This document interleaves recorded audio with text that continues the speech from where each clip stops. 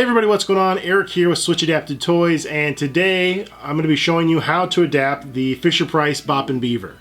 If you're new to this channel or if you stumbled across this video, what we do is we teach people how to switch adapt toys, and what that basically means is we rewire them so that they can be more accessible for children with disabilities. So for a child that might lack the fine motor control to press a button on a toy, they can use a much larger button kind of externally customized to however they can interact with the toy, and it just allows them to play with a toy that they may not otherwise be able to play with. So that's what we're about. That's what we're passionate about. We are a 501c3 nonprofit organization, and we can only do this with your donations. So if you feel inclined to donate to our cause, you can do so on our website. And if you want to find out more about what we do about Switch Adapted Toys, check out our website as well, www.switchtoys.org. So without further ado, let's just jump right into it. We're going to start by removing the 4 screws that are on the back of the toy.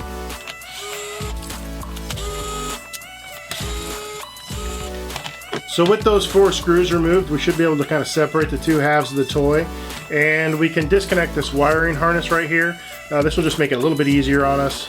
So all you do is kind of pinch the tab and pull it out, and you can set this half aside. Next, we need to remove the 2 screws that hold the circuit board down.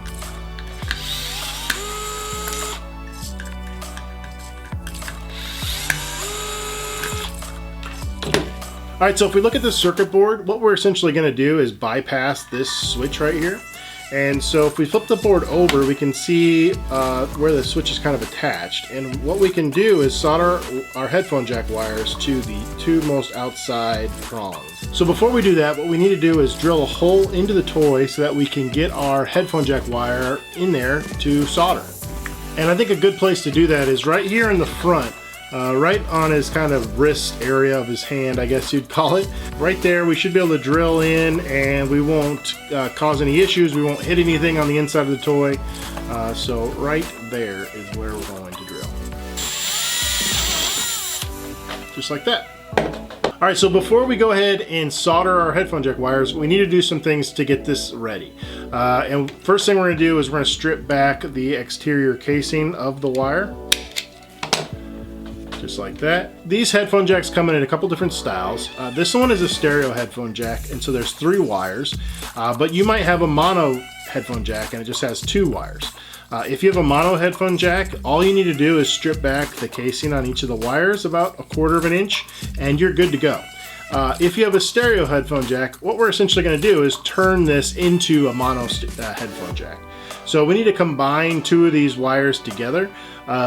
But which wires you combine matters. So I'll show you what you need to do to figure it out, because not all headphone jacks will use the same color wires. So you kind of need to figure out which wires you need to combine for your specific headphone jack.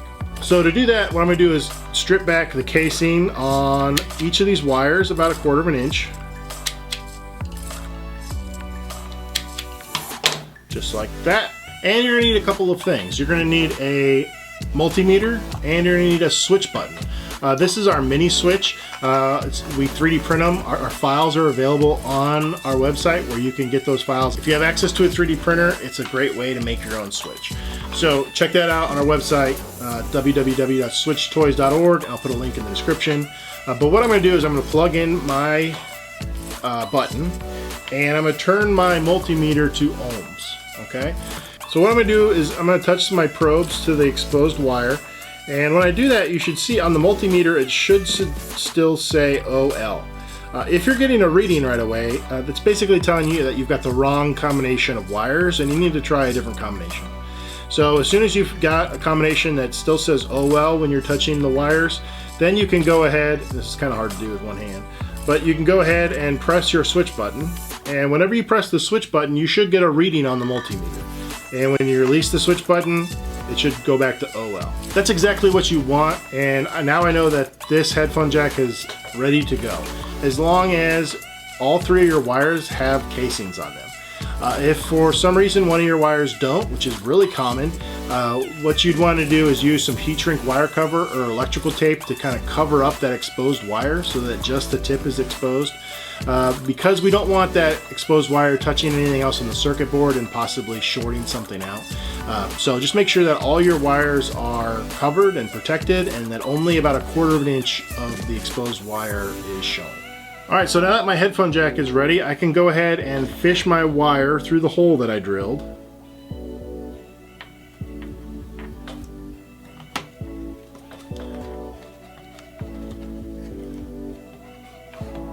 And I'm just going to twist my wires together just to make sure that they're nice and neat. This helps you out a lot. What you definitely don't want is like wires just kind of hanging out all over the place. So take a second and twist your wires nice and tight. It'll help you out in the long run. Alright, so now it's time to solder. And what I like to do is get some solder on the wires themselves before I go to solder it to the board. That just makes it a little bit easier when I go to put it on the board. And all I'm essentially doing is heating up the wire with the soldering iron, and I'm essentially like painting on the solder. I kind of start at the base of the exposed wire and work my way out to the tip. I am not an electrician. I'm not an engineer. I'm not any of those things, but this is not very difficult. I promise you, you can do it. You just get a glob of solder on there, and then we can go ahead and solder them to the circuit board. And I just want to make sure that none of my exposed wire or solder kind of gets on any other part of the circuit board. So that otherwise it'll cause problems. The toy might constantly go off, or you might short something out. So just make sure that everything is nice and neat. And it doesn't matter which wire goes to which point on the circuit board that I showed you.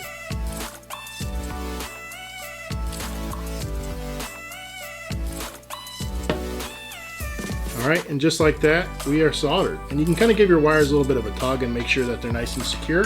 Alright, so now it's a good time to test and make sure that everything's going to work before we take the time to put everything back together. So I plugged in a button, I made sure the toy is on. Now since I don't have this part hooked up, which has the speaker, I'm not going to be able to hear anything, but what we're looking for is the lights to pop up whenever I press the button. So here we go. There we go. So now we know that we can go ahead and put everything back together. Alright, so to start putting things back together, what I want to do first is put a zip tie around my wires on the inside of the toy. What this is going to do is basically act kind of like a physical barrier to prevent somebody from accidentally yanking the cord completely out of the toy. So all I'm going to do is just kind of tighten this down, kind of up against the shell of the toy. And I'm just going to pull it nice and tight, make sure it's nice and snug. And then I can go ahead and snip off any extra zip tie. Now what I like to do for a little extra protection is add a little bit of super glue around that zip tie, just so it prevents it from slipping. And you can get a little bit of activator if you want, and that basically dries that super glue like instantly. Definitely not required, but it's handy. Now my on-off button came off when I went to take it apart, so I'm just going to make sure I get that put back on. And then I can go ahead and screw down the 2 screws that hold the circuit board down.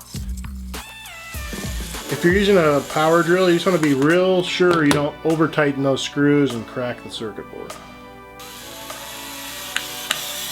Now we can re-secure our wiring harness.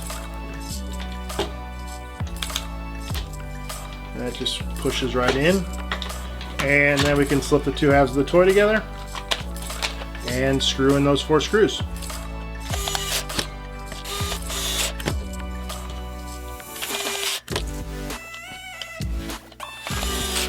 Alright, so that's it. Let's give our button a press and make sure that it still works. There we go. Alright, so that's it. Pretty easy toy to adapt. You could definitely do it. It's no problem. If you like this video, if you found it helpful, make sure you hit the like button and hit subscribe. If you want to find out more about Switch Adapted Toys, or you want to donate to our cause, you could do so on our website at www.switchtoys.org.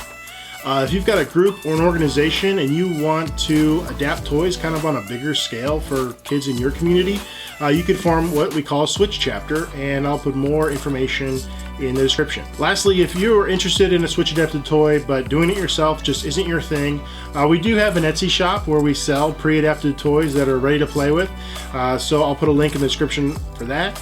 And I guess that's it. I'm Eric with Switch Adapted Toys, and I'll see you next time. Switch Adapted Toys, making play possible.